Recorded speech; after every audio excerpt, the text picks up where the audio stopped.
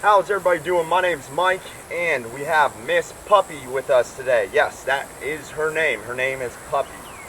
She is a Chihuahua, and she is, believe it or not, around 7 years old. So she is going to be, in fact, one of the older dogs that I have trained, which there's nothing wrong with that. The dog can learn its whole entire life. So, if the dog was 10, 12 years old, the dog could still have the ability to learn things and have their behavior modified and be trained properly. Now, this dog is a special case. It's a lot more different than the normal dog. So during the pandemic, I believe the owners were living in Thailand, and they came back to the U.S.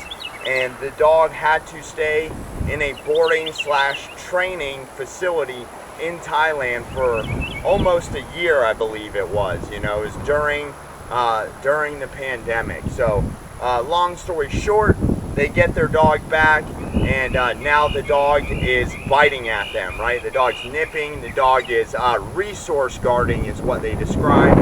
The dog would go under a piece of furniture, sit under there, growl, and bark at whoever would walk by. Now, with the dog being in a training facility for so much time, you would think the dog would be really well trained. Unfortunately, again, a long story short, the people who train this dog, they use treats. When you use treats, you're basically teaching a dog tricks if you're not doing it properly. You're teaching a dog a trick. So this dog knows a little bit how to sit, but every time the dog sits, the dog starts offering behavior, right? So if the dog sits, then the dog gets on its back legs and tries to lay down, meaning the dog starts doing tricks to get a treat. The dog's constantly looking for a treat from me when I interact with it. So, training your dog with treats is not going to give you behavior modification. To me, it's not real training. Real training is done with a leash. So even though the dog was in a training facility for a year, the dog still needs to be retrained by someone like me to teach a dog how to properly do these things. Now, this dog is going to be with me. We have 3 weeks on the books for the dog. So I think doing my evaluation, I believe that's going to be enough time for her to get her out of these behaviors. We also have to train her how to hold the sit instead of breaking it constantly and looking for other things.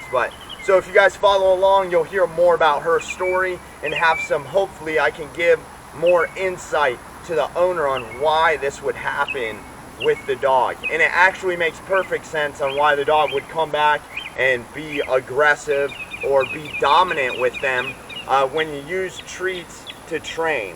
That actually is what happens. The dogs become more dominant waiting for the treat, and your treat giving becomes a submissive activity when we want the dog to learn through the leash. So without further ado, I'm going to go ahead and get started and start teaching this Chihuahua how to listen to leash pressure. So this is what the trainer should have been doing instead of feeding treats to the dog. They should have been teaching the dog about leash pressure and how to work on a leash, because in honesty, the treats and all that got them nowhere. The trainers, whatever they did with the dog, it did not work. And we see this all the time in Southwest Florida, by the way. This happened in Thailand, but we see this in Southwest Florida. We constantly get dogs who have been trained by PetSmart or some other trainer in the area that is using treats and, in my opinion, not doing it properly, not doing the dogs justice, and, people are wasting their money, is what I believe. So, I'm going to go ahead and get started with her. I'm just going to move back and forth. The whole goal is to get this dog to keep the leash loose and have her follow me. So, okay. I just want her to keep it loose just like this. So when I turn, good girl, I want her to turn. Let me say I did do this last night with her. I just got her last night, so she has been through this. Good girl. This is her second time doing it. Good girl. And yes, even though she's small, she had a terrible pulling problem. She was pulling the owner and, choking herself when she would pull. Good girl. So the idea is the dog is learning to follow me and keep the leash loose. Good girl. Good girl. Heel. This is how we teach them heel. Good girl. Good girl. A little leash pressure. Good. Heel. Good girl. A little leash pressure. Good girl. Good girl. Heel. Good girl. Heel. So you can see she's already learning very quickly. And I give her a very obvious thing to follow, my hand. So I'll take my hand, I'll kind of go like this. It's very easy for her to see what I want her to follow. Come here, girl. Come here, girl. Good girl. This is what you want to do. This is the first thing when we start training dogs. We don't whip out treats and I don't start feeding her treats, right? I want to teach her how to live every day on a leash, and we're doing it outside. This is the first thing I do with every dog, and we do it outside.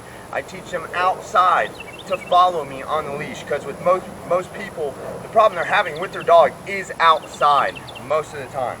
Okay, good girl. Good. So I tell her good girl when she turns, right? Good girl. Good girl. Good job. Good girl. Come here, girl. Good girl. Heel. Sit. Good girl. Heel. Sit. Good girl. Heel. Sit. Good girl. So leash pressure is very natural for them. This is something biologically the dog responds to. So we're using a training collar on her. We have a tiny prong. When I pull the leash a little bit, it feels like another dog is actually nipping her. Biologically, that makes the brain more submissive when we use that, and that's how I can get the behavior I want from her. So she's doing good. The first day we do not ask much from her. Like I said, I got her last night. The first day we don't ask much. I just ask her to keep this leash loose, and we take it baby steps from there. And like I said, follow along, and hopefully I can give some insight on why a dog would go to a training facility non-dominant and not being aggressive, but then go to a training facility and then use treats, and the dog somehow becomes dominant and aggressive, wanting to bite the owner when it comes home. Hopefully I can provide some clarity. For me, it's very clear why that would happen. It's because the dog becomes dominant during their training process, and there was not effective training given to the owners when the dog came back. So hopefully we're gonna fix all that up for him and get the dog behaving the way she should, just like this. She's a beautiful dog. I think she's actually got a great disposition, and I think she's gonna make a lot of progress.